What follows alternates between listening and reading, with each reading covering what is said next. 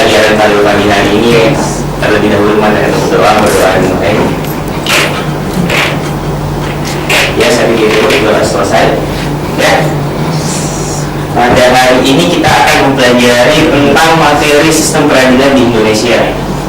Sebenarnya saya telah menyiapkan sebuah presentasi buat teman-teman, tapi berhubung karena fasilitas di sekolah kita kurang memadai tentang koneksi internet, makanya saya mohon maaf sekali tidak bisa menampilkan presentasi saya dengan maksimal. Oleh karena itu ya tampilannya seadanya aja ya teman-teman.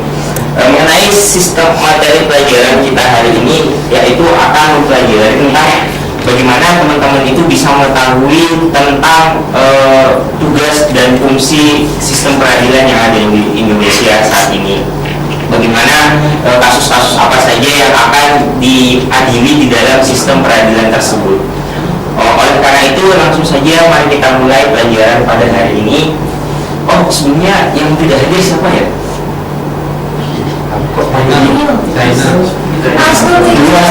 Ya, sakit ya. Oke.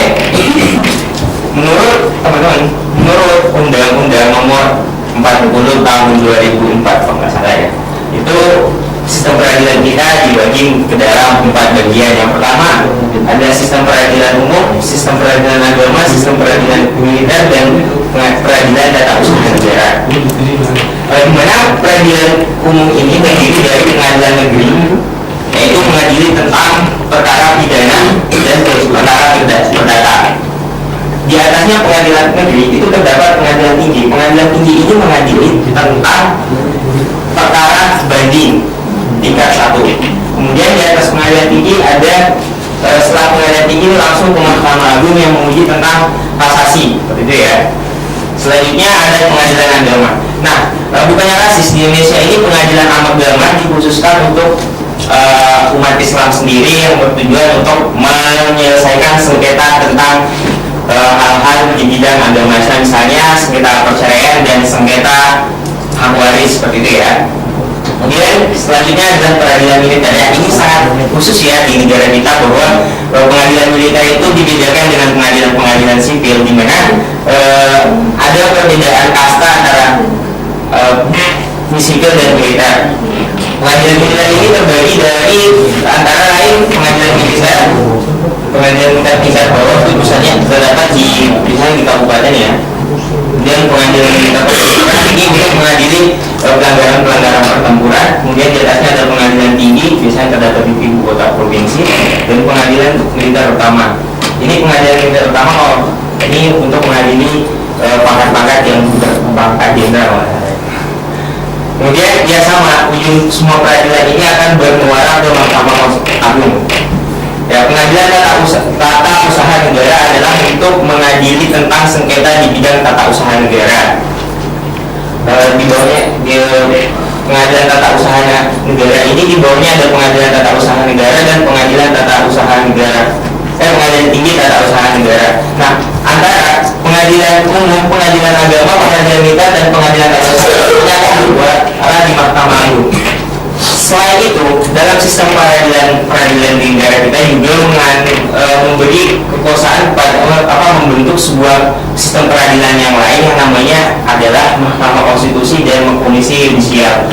Mahkamah Konstitusi ini tugasnya adalah untuk menegakkan konstitusi, bagaimana konstitusi itu sesuai dengan norma-norma, bagaimana peraturan perundang-undangan di bawah Undang-Undang Dasar itu sesuai dengan norma-norma konstitusi tersebut. Dan Komisi Yudisial adalah untuk mengawasi seluruh hakim-hakim yang ada di dalam lembaga peradilan ini. Seperti itu ya teman-teman. Nah, pembelajaran kita hari ini agak sedikit berbeda ya dengan pembelajaran guru-guru sebelumnya. Kalau guru-guru sebelumnya itu memberi materi, membagi ke dalam teman-teman ke dalam sebuah kelompok. Nah, menurut saya itu sudah terlalu mainstream. Oleh karena itu, melihat situasi dan kondisi teman-teman yang juga jumlahnya nggak seberapa ya. Oleh karena itu, pembelajaran kita hari ini akan melibatkan partisipasi teman secara individu, di mana saya akan menunjuk teman-teman untuk menjawab ini saya sudah tampilkan beberapa kasus hukum di Indonesia. Nah, tugas teman-teman nantinya adalah mengklasifikasikan kasus-kasus ini di mana nantinya akan diadili seperti itu ya. Oke? Oh, ada tiga ya? Oke. Ya. Ya siap ya? Ini ya. Pintu teater 1 telah dibuka. Saya dulu ya. Lainnya, Direktur Tempat Narkoba Mabes Polri menggerebek dan menangkap jaringan sindikat narkotika di sebuah rumah kontrakan di Ciracas, Jawa Timur. Polisi menyita barang haram sabu seberat 1,5 kilogram.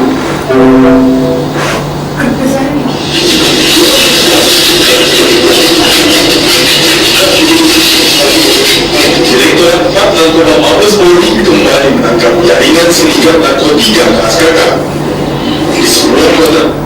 Oke, dapat poinnya ini tentang kasus apa? Narkoba. Ya, oke teman-teman, kita beli ini adalah kasus pertama. Mohon dicatat, ini adalah kasus pertama. Nanti saya akan minta partisipasi teman-teman untuk terlibat aktif dalam pembelajaran kita untuk mengklasifikasikan kasus pertama ini masuk di dalam ranah pengadilan apa ya. Ini kasus pertama. Kasus kedua,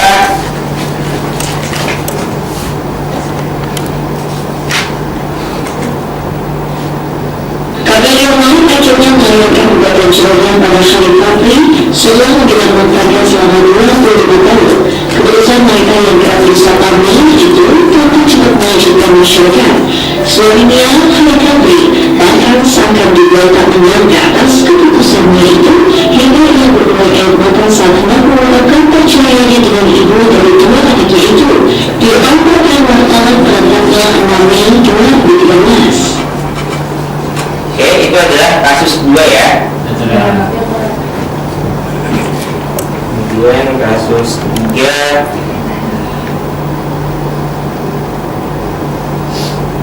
Agung Buncoro terbukti bersalah menganiaya Presiden Kepala Justar hingga meninggal dunia. Hukuman pemecatan dan penjara selama 20 bulan dijatuhkan kepada Kapten Agung karena selama persidangan terungkap modus penganiayaan dengan cara yang sangat sadis. Korban dianiaya dan diikat di sebuah tiang dan menggunakan ratusan lebah. Usai adanya baucur dipicu masalah perebutan seorang wanita. oke, itu adalah kasus ketiga ya. Oke, di kasus ketiga ini agak sedikit unik. Kira-kira pendapat teman-teman yang beda dari kasus-kasus sebelumnya itu apa? Mungkin saudari Rina bisa berpendapat. Kurang dong, kurang ngerti ya. Ani, saudari Ani mungkin bisa mengutarakan pendapatnya tentang kasus ketiga ini. Bedanya apa dengan kasus-kasus yang lain?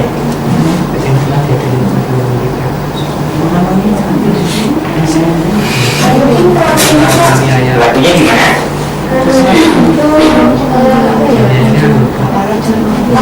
Oh iya ya, oke, itu poin pentingnya di situ ya. Nanti tolong dicatat dulu.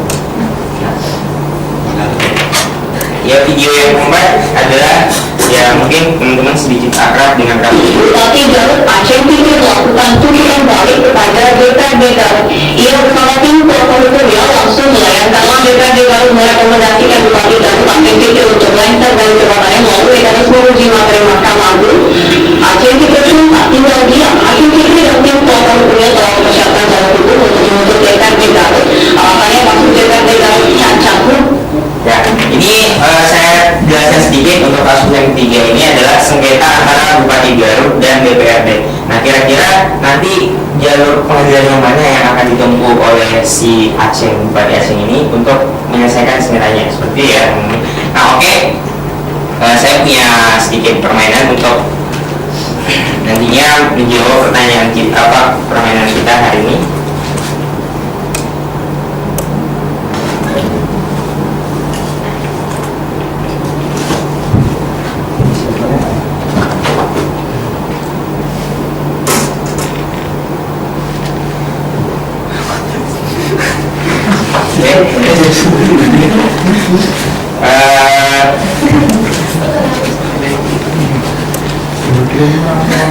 Saya tunjuk ya salah satu dari teman-teman. Ya, ini aja biar lebih adil, ini kan biar partisipatif. Kira-kira teman-teman merekomendasikan temannya siapa untuk menjawab, mengklasifikasikan kasus yang tadi terhadap sistem peradilan kita. Saya menunjuk itu.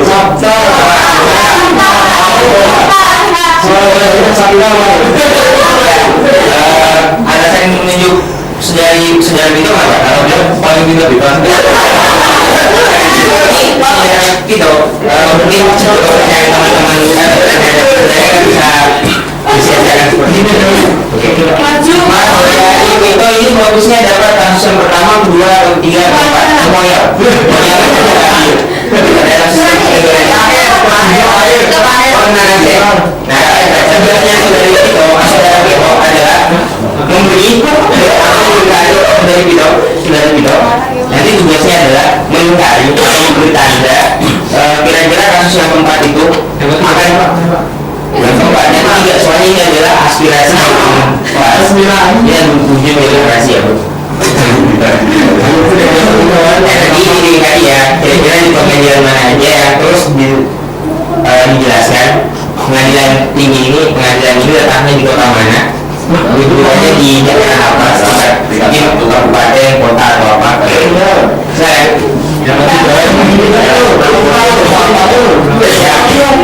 sebelumnya kan sudah pernah belajar tentang sistem-sistem peradilan.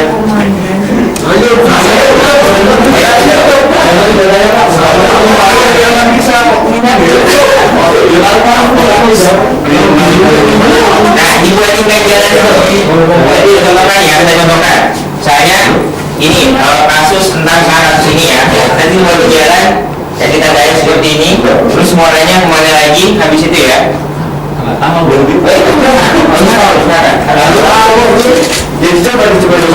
Gimana cara masuk? Iya. Menurut saya tahu kayak dulu jangan macam ada yang mengatakan nah kampanye di biadanya ya itu benar. Teman-teman bisa memberi bantuan kepada saudara ini punya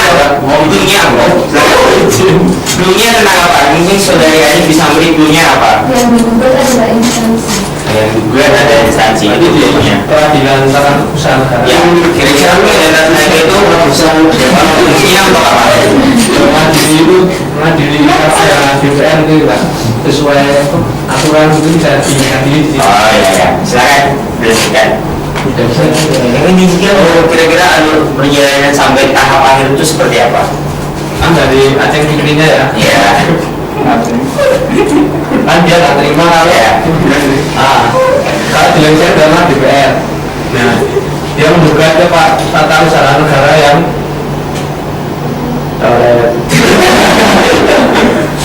ya tingkat DPR-nya dia kan paling lama. Oh yang bupati Berarti ya pengadilan saya tingkat daerah kabupaten tingkat kedua, lalu dia kan nggak terima lagi, naik lagi ke tingkat yang pertama. hadapnya ke teman-teman bisa jelaskan ke teman-temannya. Kan saya kira udah nggak terima kan, terus nggak boleh ya pengadilan tinggi, pengadilan tata usaha tingkat yang kedua, terus nggak terima lagi, dia banding lagi yang tingkat selanjutnya. Ini tinggal selanjutnya tolong digambarkan alurnya biar jelas nanti misalnya Aceh itu naik mobil ke sana. Jadi ini ke sini, terus habis ini kemana lagi? Apakah langkah itu terakhir sampai di situ? Yang tiga itu kan nggak ada yang terima, dia banding. Oh ya oke kita hargai pendapat dari. Terima kasih saudara. Selanjutnya saudara kita ingin menunjuk siapa? Apa? Oh saudara Kata. Ini baru ya. Ini kita sepakati saudara Sabta ini dapat kasus yang berapa? Yang ketiga. Oh yang ketiga tentang Amerika ya. Nah kira-kira nanti kasusnya diadili bagaimana? Terus terakhirnya sampai di mana? Untuk yang ketika tadi tidak di peradilan kita Pak Ya di garis peradilan militer sampai peradilan terakhirnya di mana? kasus. Ya. Terus ketika yang tadi pihak perwira tadi tidak maksudnya tidak setuju dengan putusan pengadilan militer yang pertama, dia bisa melakukan nanti ke pengadilan yang tingkat seperti kabupaten ya kabupaten Iya, di sini harus biasa. pengadilan tingkat ketika ketika dia tidak menerima putusan hakim yang mengadili pada pengadilan Ya, pada setelah itu terus ketika dalam putusan pengadilan beritahu bahwa tidak menerima putusan hakim dia bisa melakukan kasasi ke Mahkamah Agung. oh iya, sip. Oke, udah selesai sampai di situ. Ya, terima kasih. Luar biasa. Selanjutnya, saya yang tunjuk ya, yang cowok-cowok ganteng mungkin. Oh, nanti ya.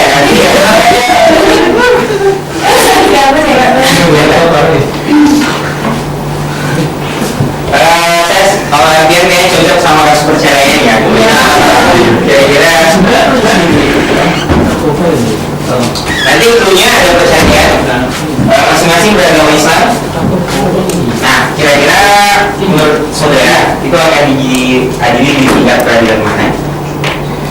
Tingkat dua Sama yang Islam mungkin ya, dari sini ini untuk ya mungkin itu kasus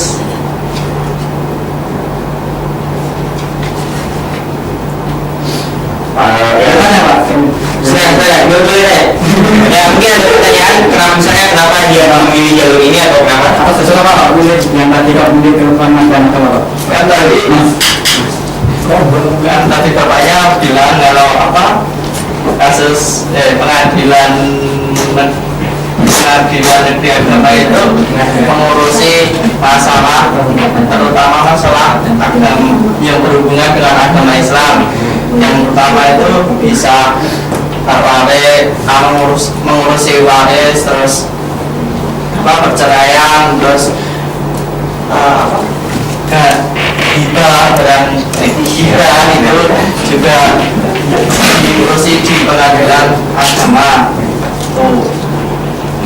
Sebagai kasus yang kedua kan juga perceraian yang menyangkut pada pengadilan agama.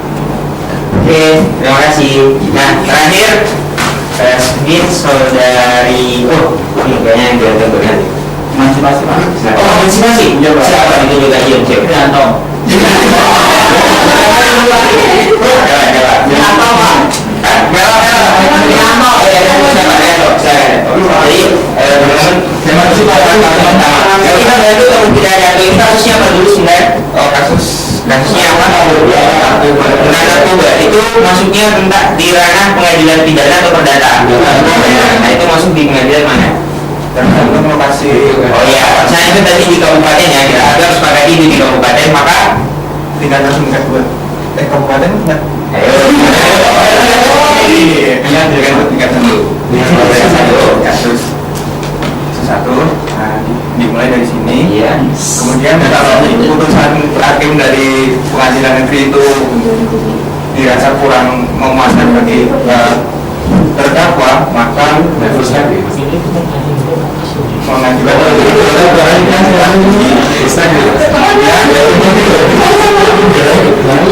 Sebentar di negara dulu. kemudian apabila kembali mendapatkan putusan yang tidak sesuai terdakwa bisa mengajukan banding ke mahkamah. Ini benar ya semua teman-teman dengan penjelasan dari saudara kita kawan kita. Nah, kira-kira ada yang mau ditanyakan dari penjelasannya? Gimana Mas Rudi, silakan.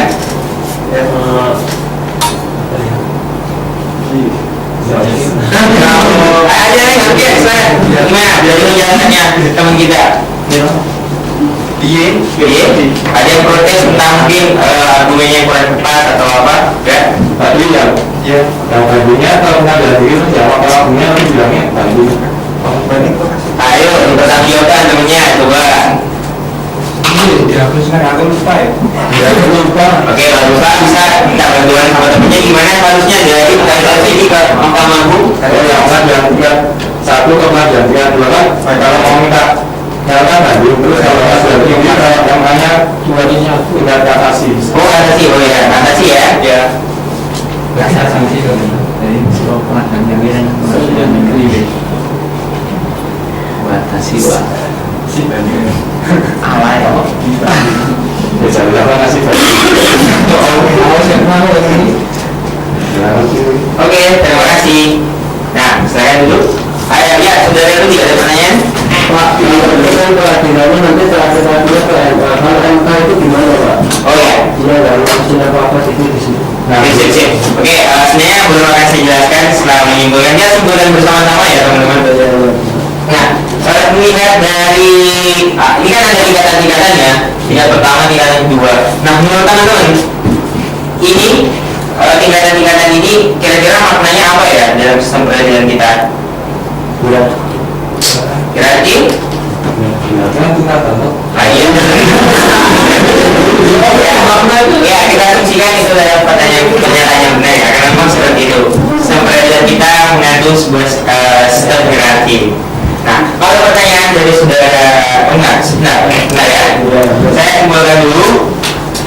Sistem peradilan kita itu mengandung sistem hierarkial, di mana semua intinya akan berujung di Mahkamah Agung. Mahkamah Agung sebagai lembaga tertinggi sistem peradilan di Indonesia. Nah, menyambung pertanyaan dari saudara Rudi bahwa Mahkamah Konstitusi adalah fungsinya untuk mengadili, memutus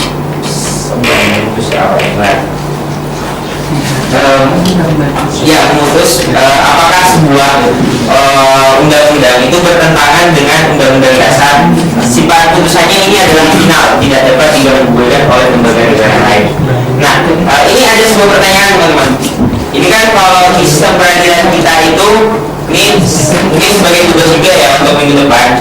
Sistem peradilan kita itu kan misalnya ini, peradilan negeri, pengadilan tinggi ini kan apabila dia merasa disalahkan, itu bapak melakukan banding, seperti itu ya. Nah, kalau Mahkamah Konstitusi apabila putusannya salah, nah lantas kemana akan kita ajukan sebuah koreksi tersebut? Kemana akan kita ajukan?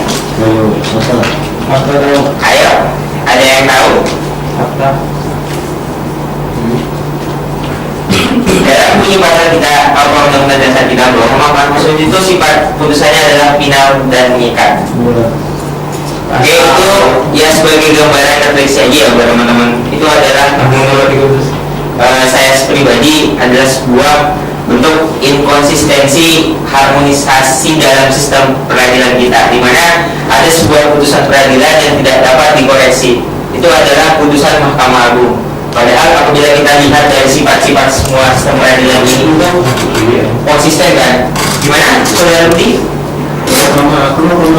Mahkamah Konstitusi kalau itu. Aku kan saya minta satu orang saudara Stio untuk menyimpulkan materi pelajaran kita hari ini. Saya ada dari sini dari sini yang tahu bahwa Anda itu ganteng. Kita akan menyimpulkan kira-kira apa yang dapat Anda simpulkan dari materi ini. saya dari belajar hari ini kita mengetahui berbagai macam hierarki dari